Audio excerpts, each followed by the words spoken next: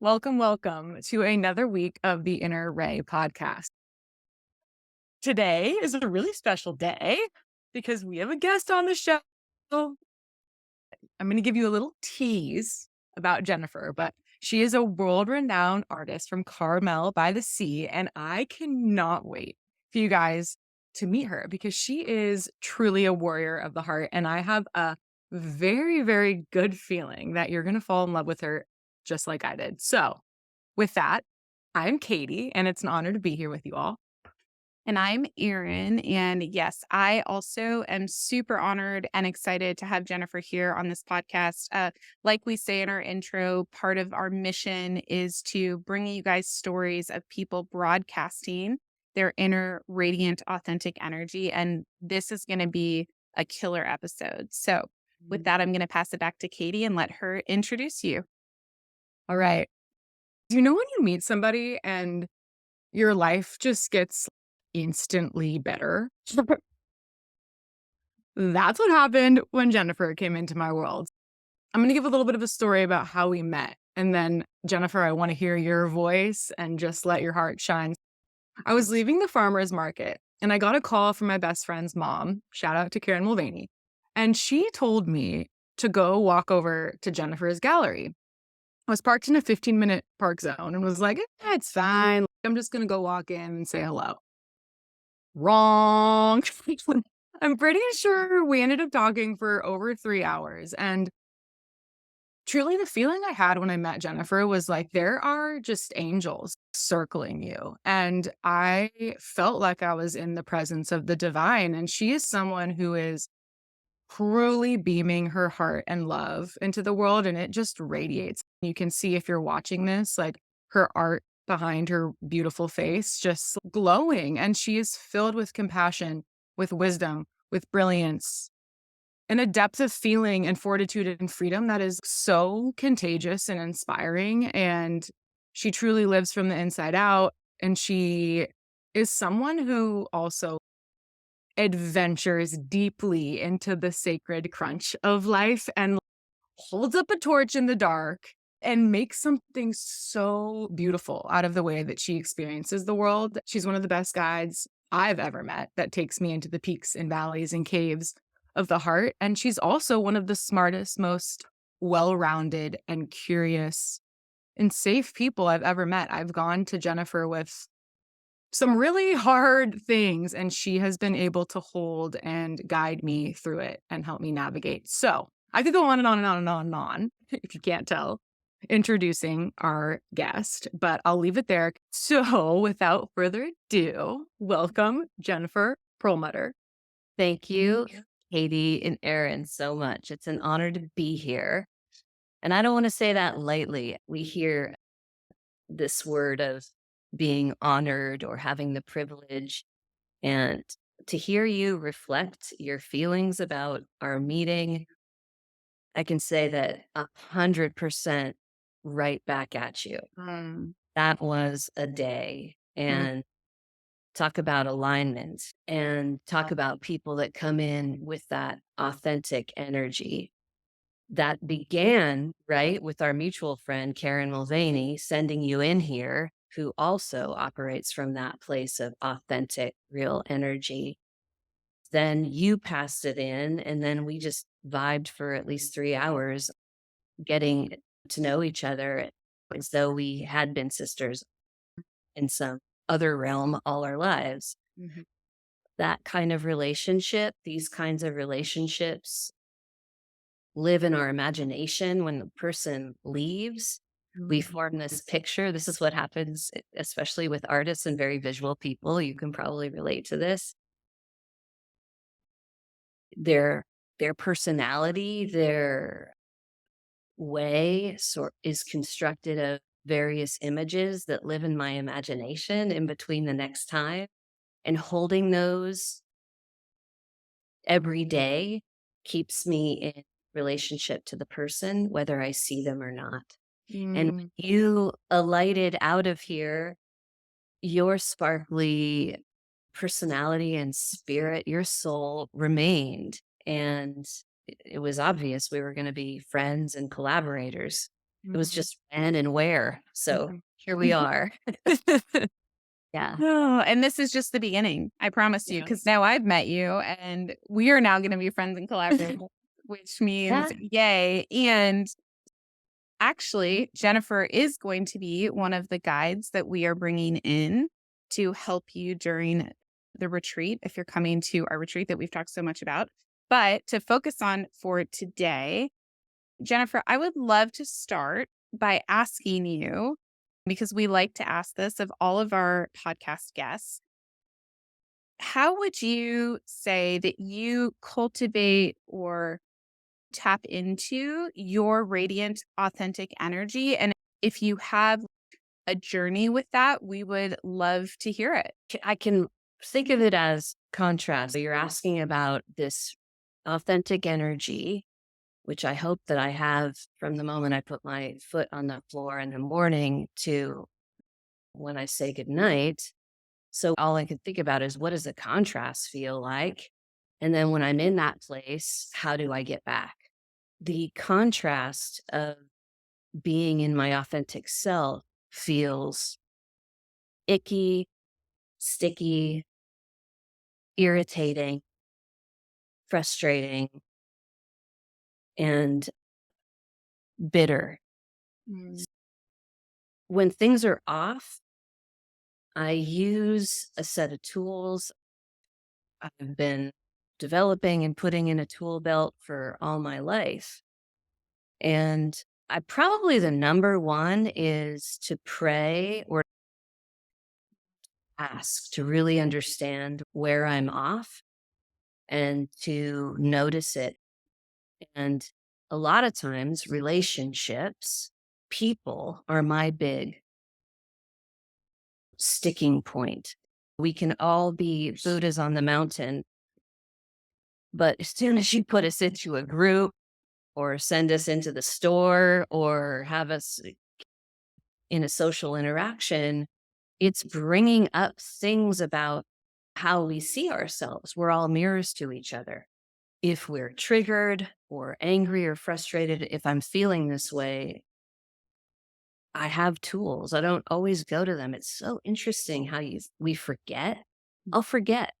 I'll spend all day in an irritated place and then remember later, oh, yeah. So I'll do things like journal, make a list, always go to gratitude. That's easy. And for that, I just look up. I see the tree lines. I see the trees. I go to the trees. I go to the earth. And that's what grounds me. But again, I've been doing this a long time and I still forget. Another easy thing is to take a deep breath and pause.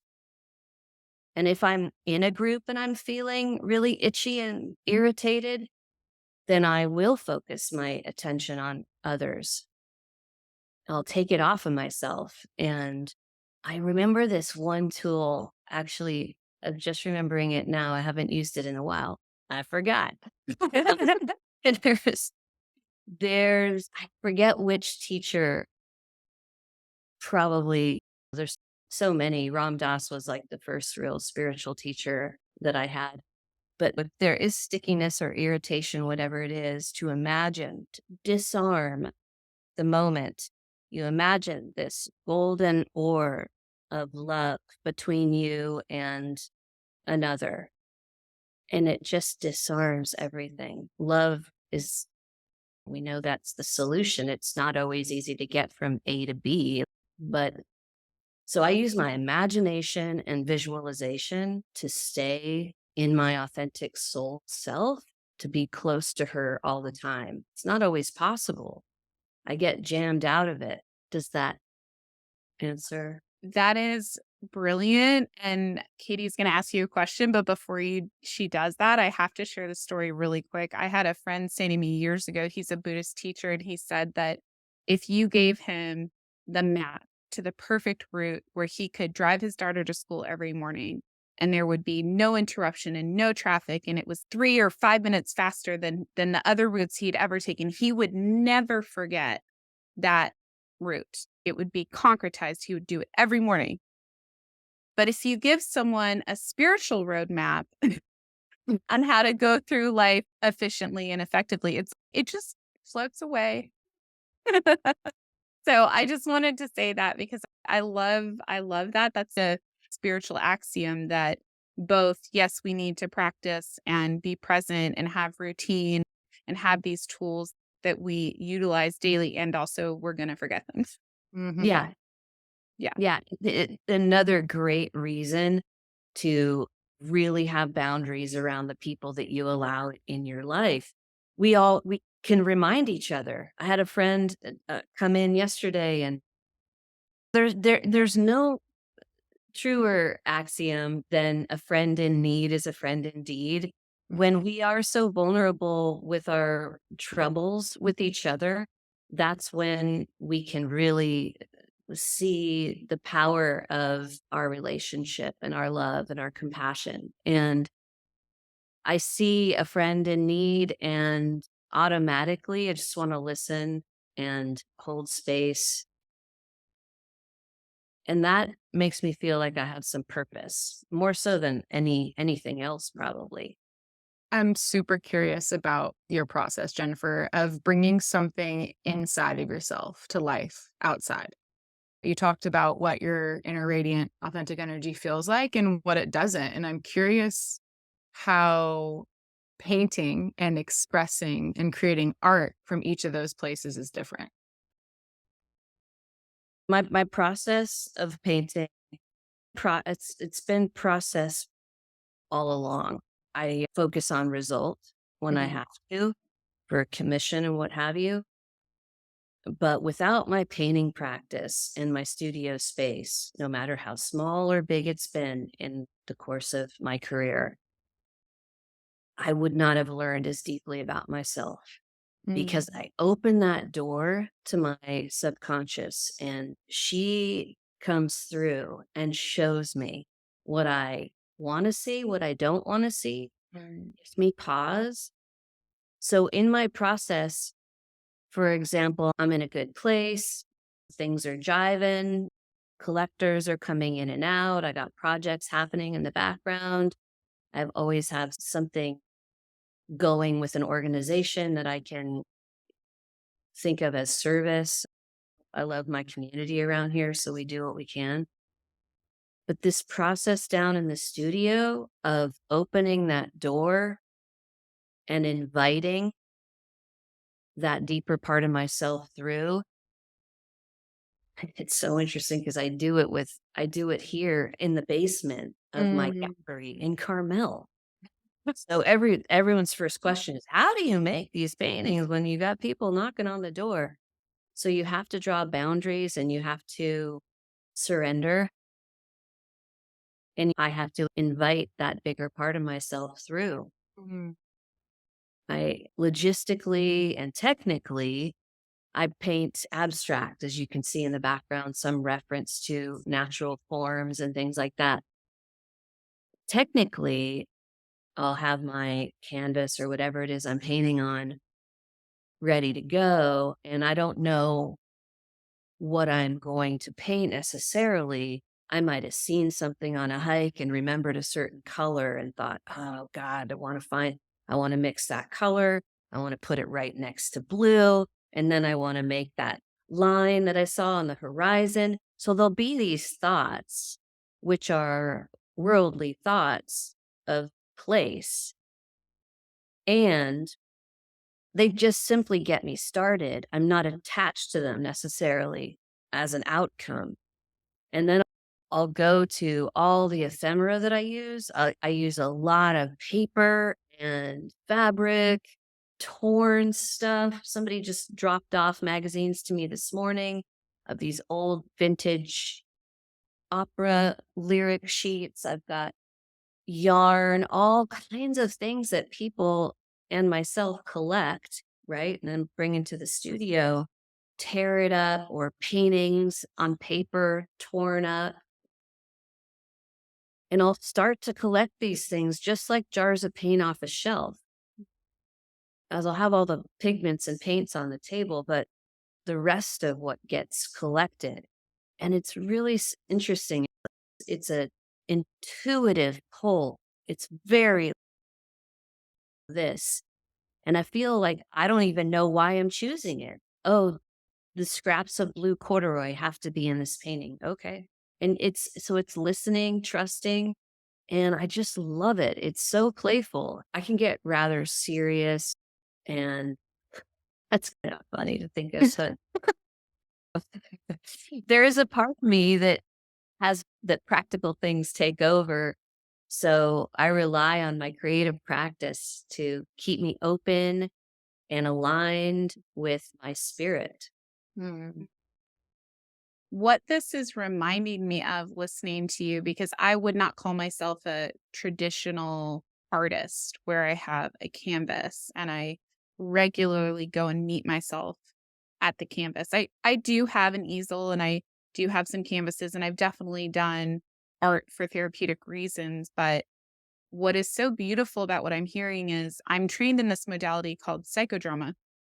And I don't know if you're familiar with it, but what I'm basically hearing is you're doing little mini psychodramas on your canvas Mhm. every day.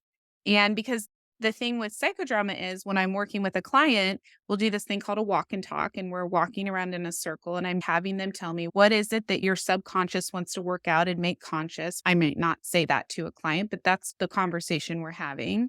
And where are you stuck? Where's your blind spot? And then I'll say, okay, show me.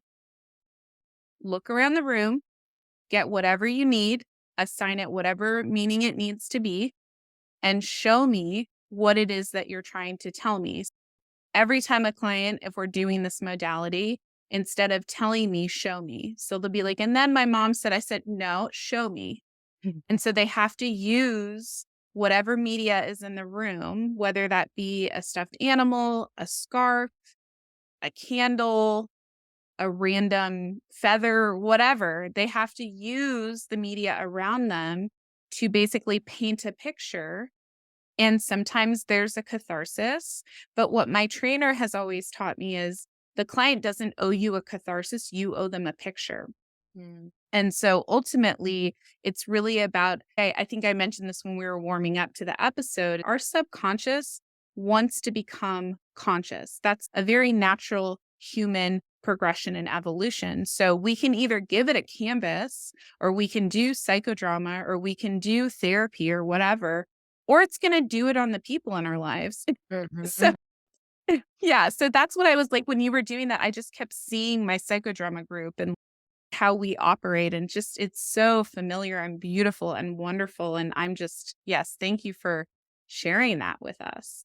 That is exactly a very good analogy, the Mhm. way you describe that.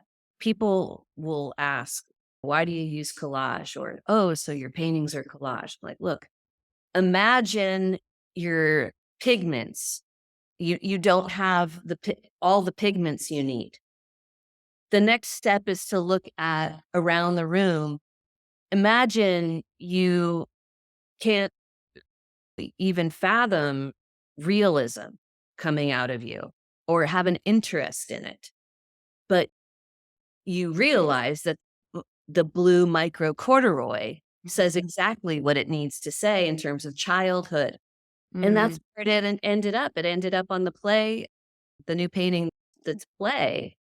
And of course it did. That's a childhood. I wore blue micro corduroys going to school. I think it was part of our uniform. And to your point, which is so brilliant, I had some friends who did some psychodrama, but they never told me about the method or the technical part of it. Back in December of 22, I was coming to the end of a year where 22 was hugely transformational for me and for our family too. We moved to Monterey from the East Bay in February 22. Everything slowed down, and because I had unloaded a lot of job representing artists and running a large gallery while I was commuting here. So there was a lot of slowdown that happened. And what I realized in that slowdown, with the help of my coach, Jules Blaine Davis, who's another inner ray radiant being, what I realized was that this pause showed me how much I wasn't looking at, as deep and dark as I was willing to go into the corners of my psyche and look at the shadow, call it out, boot it, and keep moving. When we slow down, then we really was like dropping all the stuff. I felt, wait a minute, I'm not retired. Why am I sitting in my backyard? Oh, it's because you have the time to.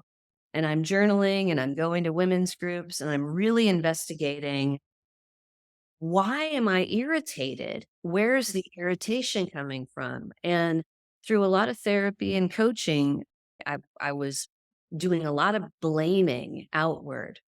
So I learned through these processes so much, but the truth lies within.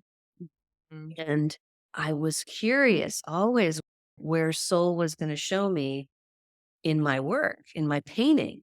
Well, where was this? Would this manifest in my painting? Because this is where I'm the most honest I can be with myself, is in my work. Mm. So all through this year of excavating who I was, what I wanted, and what I truly believed, what my values were, and how I could line them up with my life in a way created happiness, more happiness for me in the home would just resonate. I stopped trying to fix other people, and that was huge. And by December, my husband and I were in couples therapy, thank God. But by December 22, this new series came out, and it was these collaged figures. So I'm not an illustrative painter. I mean, I do a lot of expressive painting. I wasn't interested in like life drawing. So I can't even remember the germ of this, but it was a 3 by 3 foot canvas. I usually work quite large, and an idea of a figure, a female figure releasing like this, and chest forward, vulnerable position. And then really just, I quilted her in a way. And I'm using that term, meaning layers of paper, ephemera, fabric, paint. She's gone on to a home right now, and that she's connected with an individual who deeply needed her, which was the easiest way to let go. It's like, oh, I see. You need the healing. And she was the first of the series to sell. She was the first of the series to go. So it was very interesting. But back to how the series began, of which I now have about 7, 3 of them are gone. It was this release, freedom, surrender, and rise and fall, which was acceptance. And then the last one, play. But my inner world completely reflected in my paintings. In between those, and the last one I completed a week ago, and in between all of that from December to now, I reflected the world around me that was healing me, the landscape in a very abstract way. And it was the trees and the skyline and the colors of the natural world. So the paintings absolutely healed me. But the kind of unbelievable thing that I thank God for every single day is that this is working so far, that I get to share my work, that I get to deeply know myself. And that's an ongoing, as we talked about, ongoing journey that will be until I die, because there's always corners to be revealed and there's always shadows to be, always. But I'm willing. So my willingness is a muscle. Mm. And I'm just entirely grateful that the art can heal me. I've seen it do good things for other people. And so I'm going to stay on that path. That's alignment. That's how it works. And when it's off and I feel like shit and I just want to hide, I just want to say, oh, that doesn't happen very often. Learn to give into that. I've given myself permission at this point to have those days or moments or series of binge watching Netflix where I just want to turn off the world and go in, or mostly alone time. I crave alone time. My creativity is fostered by my relationships and my alone time. Mm, Yeah. Another spiritual axiom, right? We both yeah. need people and we also need sacred time alone. Oh, wow. I have so many more questions, but we have to round this baby out. But I'd love to have you on the podcast again because I would love to hear about your childhood and how this form of expression really came to light and life within you. But that's for another time. I would love to know, and we ask this question to everybody, someone in the public eye who is broadcasting their inner ray that is inspiring you to live your most radiant, authentic life. There are a few people. There are a few people. I got to name Jules Blaine Davis. She's been a friend for a really long time, and one of those people who I am always connected to in my heart and in my mind. And she's doing it by way of her book, The Kitchen Healer, Mm, and her retreats, and her work in the world, just by being completely authentic and showing up in any form. And that's what inspires me. Another person, Julia Louis Dreyfus. Yeah. She is an actress and she has a podcast right now called Wiser Than Me. I love what she's doing. She's a bit of an activist for women, mm, and she's looking at women older than her, wiser than her. So mm, just so happens the longer you stay around, if you're doing the work, the more you can accumulate and share. So she's inspiring to me. And right now, when I catch Taylor Swift on my feed, I stop and I put the sound up. I want to hear what she's saying. The examples she's leading with right now mhm, are really incredible. And time will tell, but everything she is showing is to put her fans first and to put them before her profit. mm, She'll never have to, I think, worry about profit again for her lifetime. And so, how awesome is it that she isn't greedy? mm. Greed is destroying humanity. So, yeah, there's a lot of beautiful lights in the world right now. I just met a bunch of them at a dinner party the other night. So I'm grateful for this place too, this community. There are some very special people here in Monterey Peninsula, Mm. including you two. Thank Aw, Yes. including And you.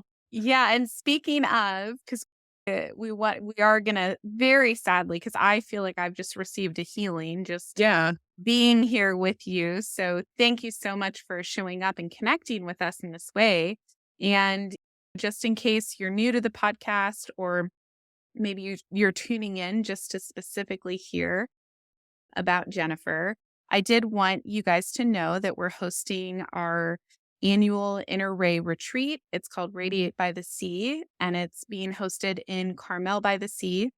And Jennifer is, like I mentioned earlier, going to be one of our featured healers and outside practitioners that we're bringing in to be a part of the retreat experience. You can maybe from this episode glean a little bit about what that experience is going to be like. I'm not going to give it away, but Mhm. that retreat is November 9th through the 13th. And we're actually almost sold out. So if you're interested, yeah, I know it's a big deal. If you're interested, please reach out. The early bird lasts until September 15th. And then after that, we may just start a wait list and have another one, because that's Mhm. definitely the people have spoken. Thank you so much for being on here today. I cannot wait to meet you in person and just be swimming around in your beautiful energy. And I'm definitely going to come and see your gallery. And yeah, where can people find you, both in Carmel or Monterey, but also online? Where can people connect with you? Great. Thank you for asking. And you and Katie are invited to come out some evening after work. we'll do Mm. some collagey things and some art. You can find me in my gallery on Dolores Street in Carmel by the Sea, which is between 5th and 6th, but close to 6th. Easy to find, and believe it or not, I do find parking every day. And then online, it's just jenniferperlmuttergallery.com or Instagram at Jen Perlmutter Gallery. Awesome. So excited. And we'll put all of that in the show notes. So if you weren't able to write that down and catch that. Before we wrap up, Katie, do you want to say anything to our audience or to Jennifer? Oh, I'm just I truly do feel like I've just received a healing too. Jennifer, thank you so much for coming on. I love you dearly, and just thank you for being such an inspiration and for sharing your heart and for just being such a genuine and heartfelt guide. Mm, It's truly an honor mwah. to know you. Love you too. Thank you so much, Mm. ladies. See you next week. See Bye. ya. Bye.